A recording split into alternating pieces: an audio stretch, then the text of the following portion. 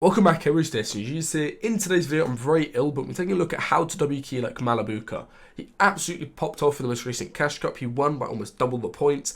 We're looking at one of his full end games from the finals, as well as how he's able to W key and make it consistently into the finals from the opens of the solo Cash Cup. Malibuca is definitely the best player this season so far. He's been absolutely popping off, as you can see here, in terms of his PR. Been placing in pretty much everything, doing really well in all the opens as well, and he's been placing consistently in every single final that he's made so far as well. Hope you guys enjoy, and make sure to like on the video. Okay, first thing, let's take a look at Malibuca's off spawn, which is basically the key thing that's going to set him up to have consistent, strong end games. So you can see here he's standing up at the gas station, gets some barrels quickly, quick kills, and then immediately cars over and tries to W key and get one of these Spider-Mans. As you guys know, Spider-Man is literally the difference maker in solos. If you don't have a Spider-Man, honestly, it's going to be so hard for you to get consistent end games like he is here. And it is really worthwhile to try to fight for a Spider-Man or just stand directly on a Spider-Man as some of other players are doing. As you can see, basically everyone who gets a Spider-Man straight away in this game actually disengaged. So what he does is a really nice play here.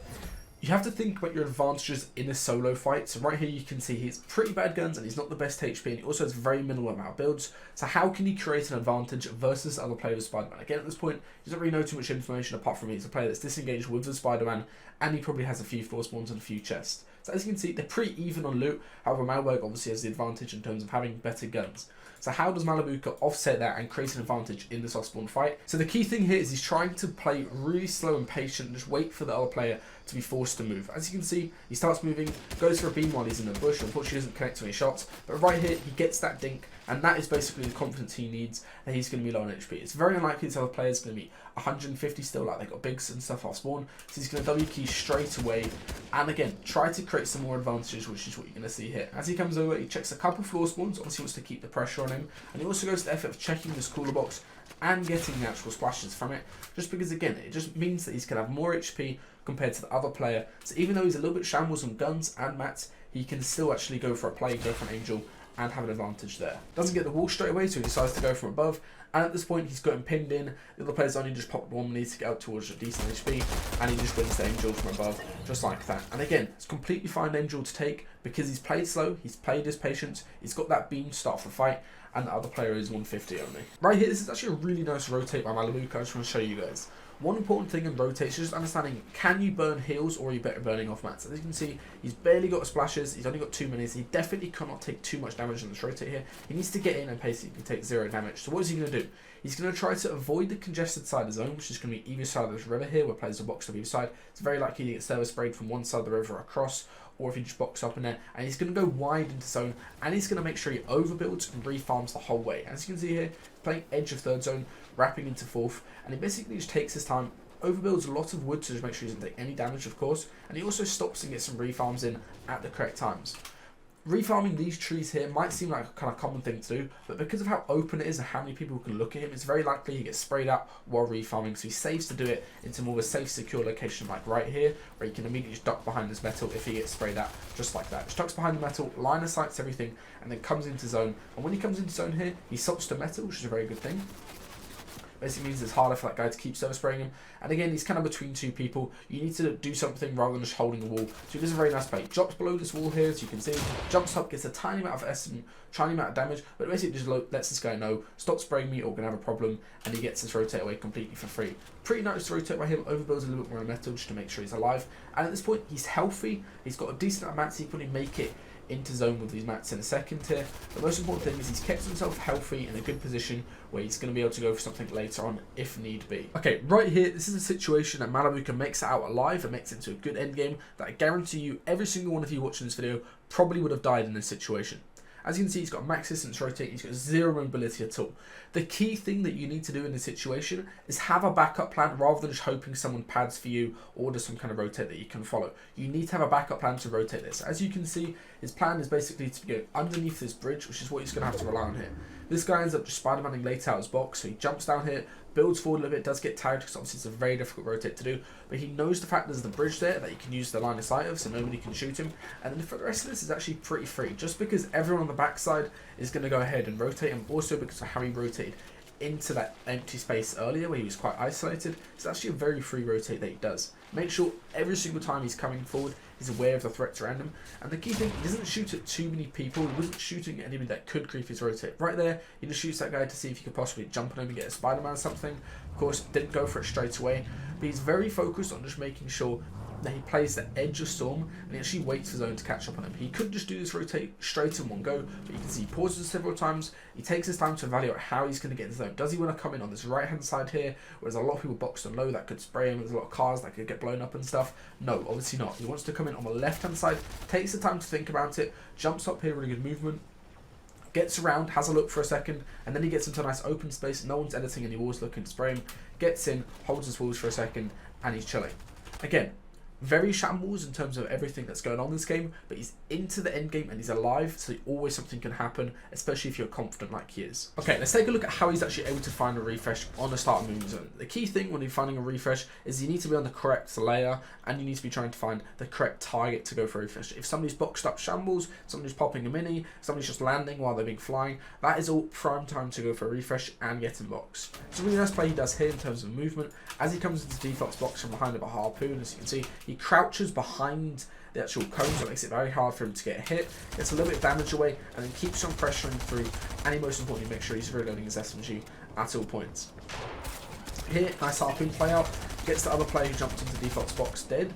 As you can see, he gets extremely stacked from this, gets peppers as well, make sure he gets all of the mats, pops one pepper, and it's actually a very nice rotate. He could just run along low ground here, but just getting in the car and car rotating is actually one of the best things you can do during moving, especially if it's a Lambo, of course. You get the big wheels, is really good, but just a regular car rotate normally will work out well. Okay, as you can see, he gets out, hits 1 HP. One thing you do when you box up, never heal straight away in a fresh box. As you can see, there's other player next to him, easily can just pressure the stair or pressure through if he heals straight away. So what he's going to go ahead and do is block off all the angles, make sure he's double layered towards the closest threat, and actually pause for a second and then heal up when he's safe and chilling. Never just heal in a box that's 1 HP. Wait for the walls to be healed up, especially because SMG spraying through is so prominent at the moment. So how does Malibuca actually find his next kill? Which is basically just going to be a siphon kill. Basically, it's exactly what I just said. Someone healing up in a box that waiting for the walls to build and making enough space, as you can see here. Someone immediately boxes up in fresh built brick and just get sprayed through straight away as they're trying to pop a mini. It is the simplest way to get yourself killed. Make sure you guys avoid it. Another really nice thing that Malibuca does right here is as he goes to the loot, he decides to not overcommit for it. A lot of the times people get a kill or they try to get too greedy for it and they basically throw their whole game going for that particular bit of loot, when you 100% should not do this, especially if you've got good enough loot to make it deeper into the end game like he's going to do here.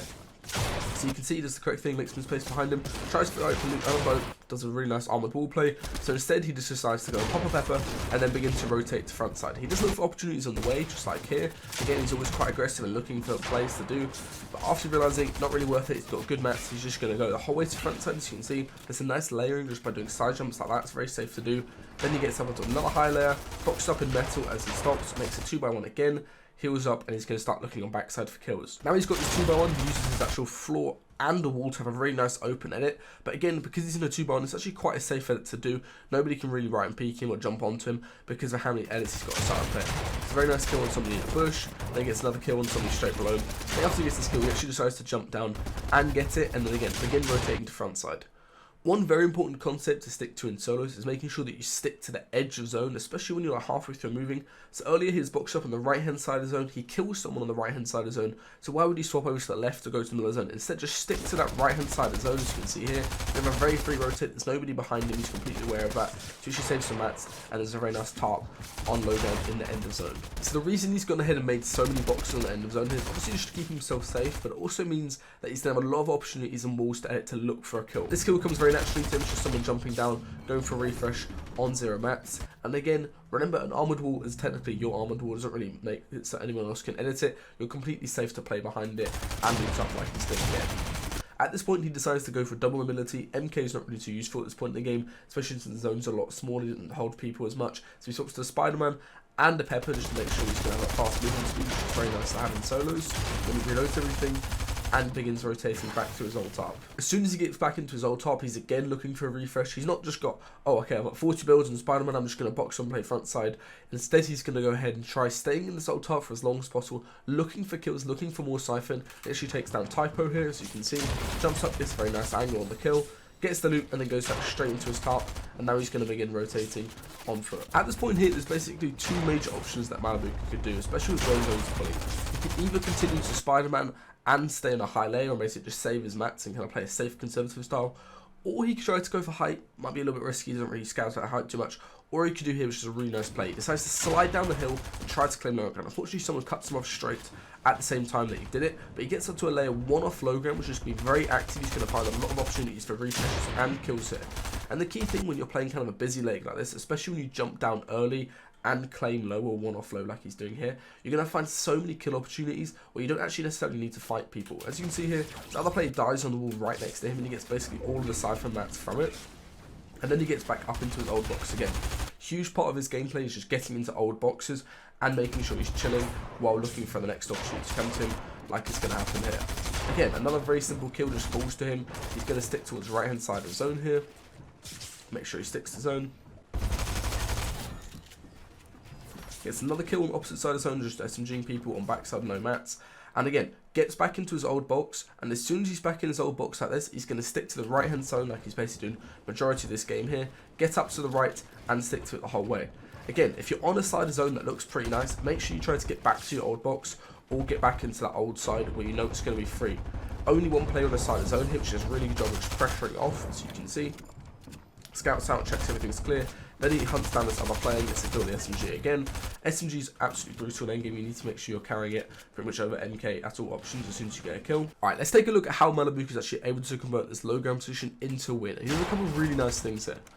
First thing is just looking straight up on a height. Sure, there's 4 other people left up, but he knows that a lot of them are on mid ground and backside of Storm, as you can see here, and they're going to end up fighting. So he prioritizes the main threat of the win, which is going to be this guy up on ultimate height, and he sort of realizes this guy is pretty shun, which is based on how he's tarping, based on how he's starting to lay it down here, and the fact that the other players have died back in Storm. It's now a 1v1v1 situation. He knows the height guy is giving the main threat to my win here. I can easily fight the mid ground guy, especially since he's back in Storm, and he's just had a fight, so he's probably low on shield as well. It's a very simple kill just by the guy tarping kind of badly on height. Then he decides to go up, as you can see, and make sure to get mats. The key thing is, every single time he's got a kill in this entire endgame so far you guys have seen, he's tried to go for the mats where it is feasible. Right there, going up on the height and actually getting the mats makes it so easy to win. As you can see, the other players shambles on whites, as I said, and he just fought in Storm, so he's bad on shield, which should allow Malibuca to convert this really easily. Now he's in a 1v1. Basically, the only thing you want to do in these situations is try to play for a shotgun shot, touch to close the game out. There's another shotgun shot, there's some nice flaws, and this is a perfect angle to do. The other player stands no chance. White skin in the Storm on this kind of weird peak behind the blueprint. There's literally 0 chance he could get a shot off there, and he wins the game very cleanly and clinically. One of the easiest ways that you guys can get better when you're going to W key people is always making sure you open the fight with a damage advantage. As you can see here, Malibuca is going to go ahead and sneak up on this guy, and he makes sure to crouch as soon as he sees him, just so you don't show up on the visual audio, which most people are using nowadays. So you can see as soon as he gets in range, he starts crouching so he doesn't show up on the visual audio. It's very important to do. And then just wait for the guy to stop jumping and be running in a straight line, or you can wait for them to start their jump, and you should be able to open up with a good beat. You can see he gets an 80 damage crack, enough to actually start the fight.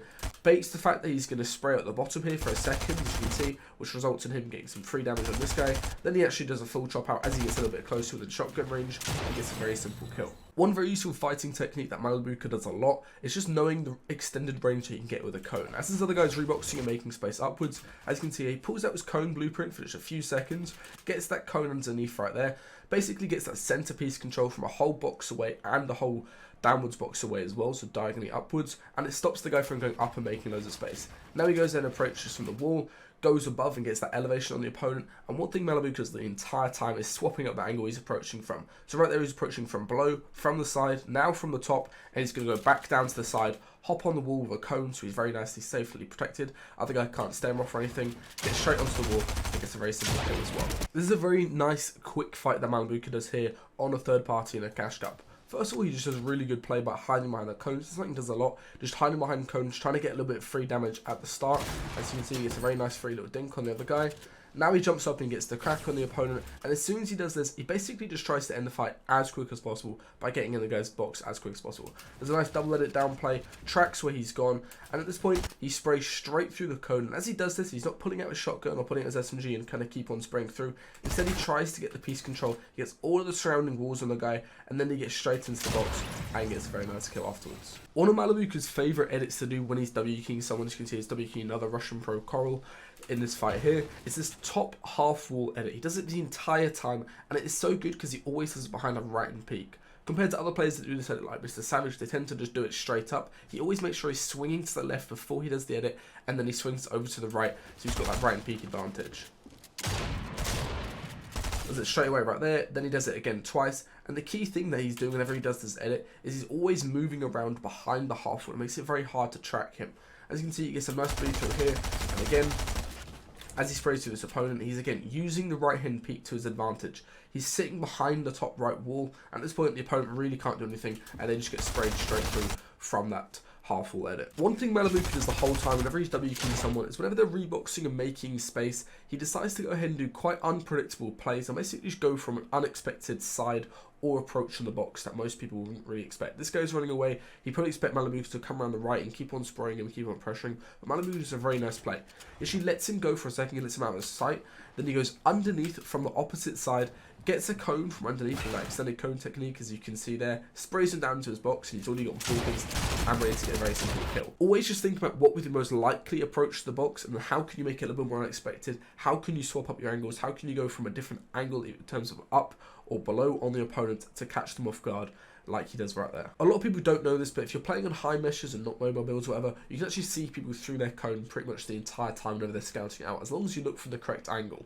On metal cones, like you can see here, it's very easy to see someone. You can also do the same thing on brick as well, if you go from the side rather than just flat on like this. It's very useful to do, and you can see he actually realises the guy's in this cone, baits out a pickaxe swing by not even hitting it, as you can see.